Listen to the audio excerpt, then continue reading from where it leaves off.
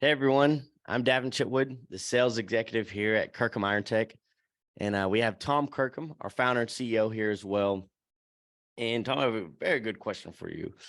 So some people have accused you of scaremongering or instilling fear regarding cybersecurity and overall exaggerating the risk involved with cybersecurity. What's your thoughts on that? Well, it happens more often than I like, but and I try to mention this because I know there's still people in the office, especially or in the webinar or the CLE for attorneys or whatever. I know there's cynics and skeptics. Oh, you're exaggerating the risk to my little law firm to make money. And the simple fact of the matter is, I really can't over exaggerate the risk.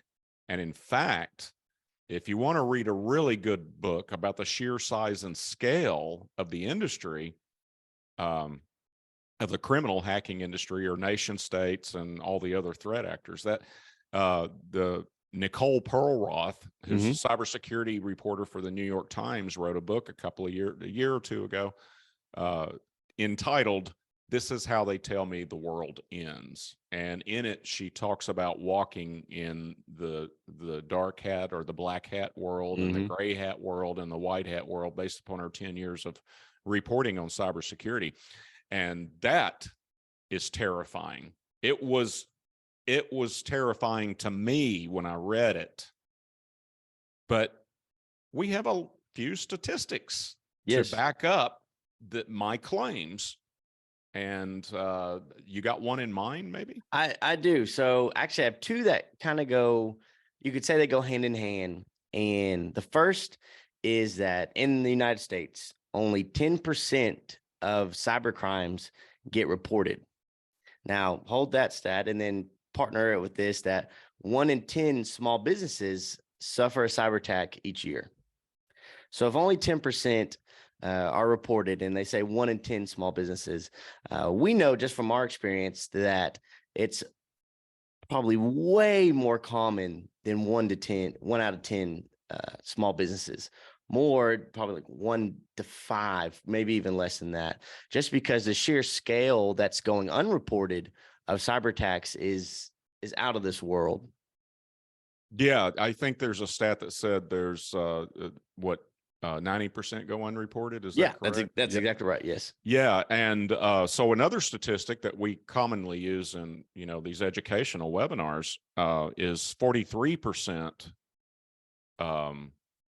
are small businesses. Well, if you operate under the assumption that small businesses are less likely to report attacks, and small businesses generally spend less than $500 a year on cybersecurity because they're buying consumer grade, something from shelf. Best Buy and trying to do it as cheap as they can and everything like that.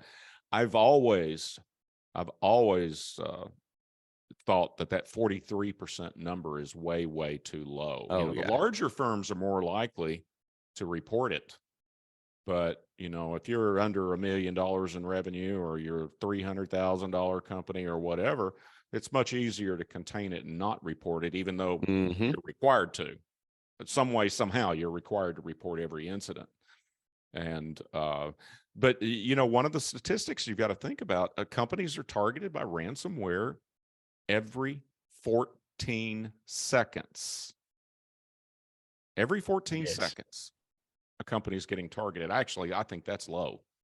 I would think it's probably likely that every 14 seconds they are successful in the attack is what I would expect. But anyway, the stat says every 14 seconds they're targeted. That doesn't mean it's successful.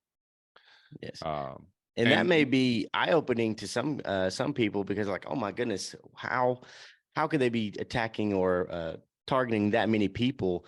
And one thing that we talk about often is that these attacks, they're not focused. They're not a sniper shot. They're not picking someone out of a crowd. They're doing this in scale, attacking as many endpoints, as many people as possible, and thinking in conversion rates.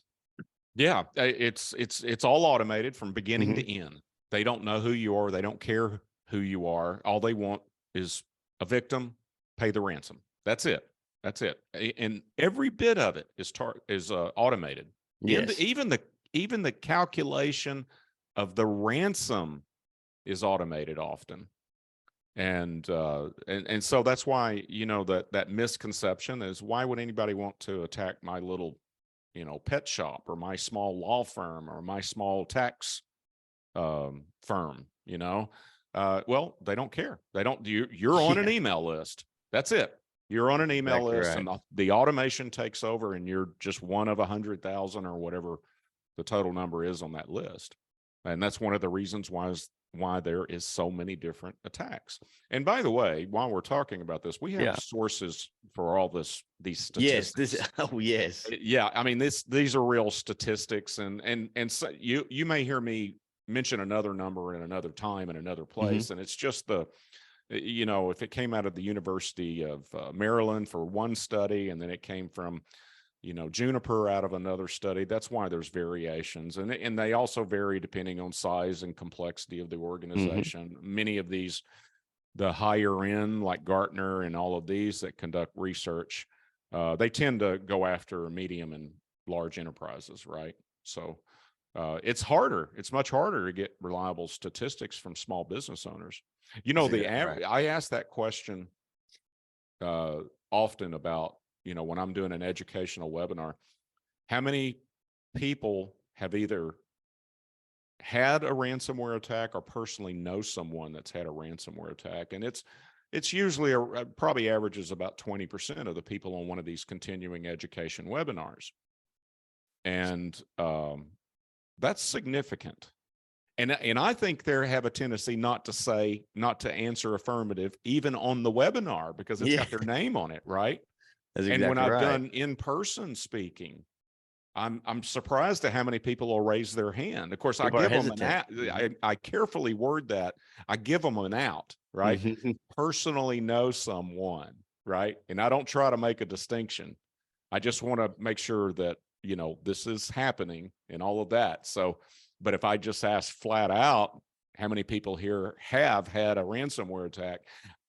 If 3 hands go up, I'll bet you there's 10. Oh, easy. Yes. Yeah. So it's a lot bigger problem than most people know. And it can happen to anyone at any time. Yeah, absolutely. And another thing that we say often, that a lot of people probably heard us say, it's not a matter of if, it's a matter of when. And these stats match up to that perfectly.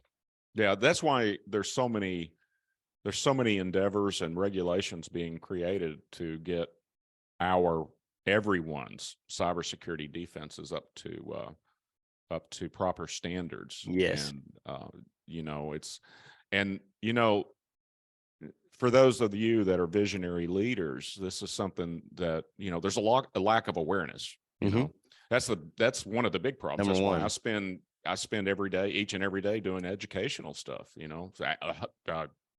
dozens of hours a week probably, and working on this to increase awareness, because this is interesting. I go to conferences and I'm just amazed at how many people flock to an FBI talking about FBI agent talking about cybersecurity, or DHS official, or CISA, whatever, these government agencies. And CISA is a little bit different, but DHS and FBI, they're after the fact. That's law enforcement. And they never talk about how to prevent it. I've had discussions with FBI agents. I said, why don't you get into how to prevent it? And before it's it happens. Well, I don't know. I don't know. We got people for that. And I said, well, what you've done here is you're not saying there's a fix. You don't have to be a victim. That's exactly right. Yeah. So, but thank you all for tuning in today. We're going to have more topics like this, and we're going to do more videos regarding statistics like this, just to educate and help you understand why we are so passionate about cybersecurity and helping businesses like you. But if you have any questions, or if you want us to talk about a specific topic, feel free to reach out and we'll be happy to talk about that with you. See y'all soon. Bye.